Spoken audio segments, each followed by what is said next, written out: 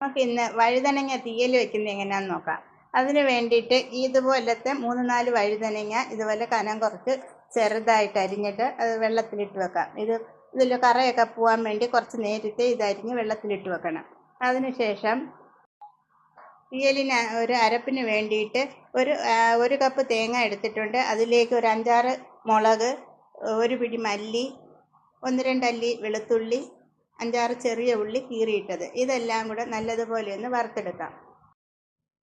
അങ്ങനെ നമ്മുടെ തേങ്ങ വറുത്തെടുത്തിട്ടുണ്ട്. ഞാനിത് എയർ ഫ്രയറിനകത്താണ് ചെയ്തത്. ഇത് 160 ഡിഗ്രിയിൽ ഒരു 15 മിനിറ്റ് വെച്ച് വറുത്തുണ്ട്. ഇടയ്ക്കിടയ്ക്ക് 2-3 മിനിറ്റ് ഇടവിട്ട് ഇത് ഒന്ന് ഇളക്കി കൊടുക്കുന്നുണ്ടായിരുന്നു.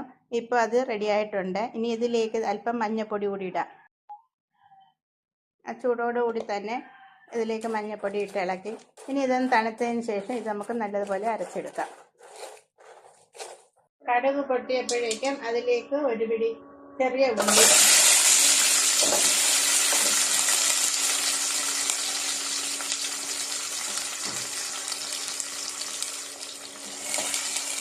ഉള്ളി ചെറുതായിട്ടൊന്ന് സോട്ടായാൽ മതി. ഉള്ളി വാടിയൊന്നും വേണ്ട, കാരണം അത് കറി കിടന്നത് വെന്തോളും.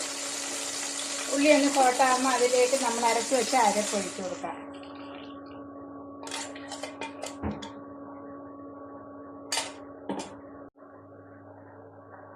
കറി തിളച്ചിട്ടുണ്ട്.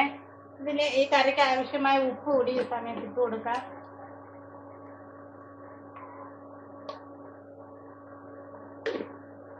ശേഷം നമ്മുടെ വഴുതനങ്ങ അതിൻ്റെ വെള്ളമെല്ലാം വെള്ളത്തിൽ കിടന്നതിൻ്റെ കറയെല്ലാം പോയി ഇതായിട്ടുണ്ട്. അത് ഇതിലേക്ക് ഇട്ട് കൊടുക്കാം.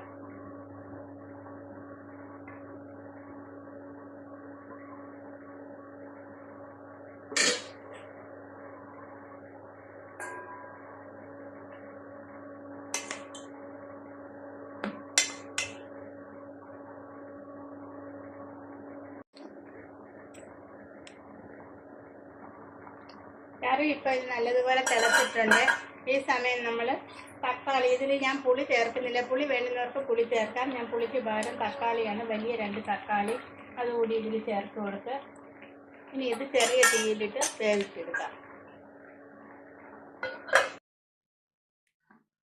നമ്മുടെ തീയൽ കറി വെന്തിട്ടുണ്ട്. തീ ഞാൻ ഓഫ് ചെയ്തു. ഇനി ഇത് തണുത്തതിന് ശേഷം നമുക്ക് കഴിക്കാം. ഇത് ചപ്പാത്തിയുടെ കൂടെയോ ചോറിൻ്റെ കൂടെയോ എന്തിൻ്റെ കൂടെ വേണമെങ്കിലും കഴിക്കാം. ഇത് നാളെ ആവുമ്പോൾ അസാധ്യ രുചിയാണ് ഇതിന്.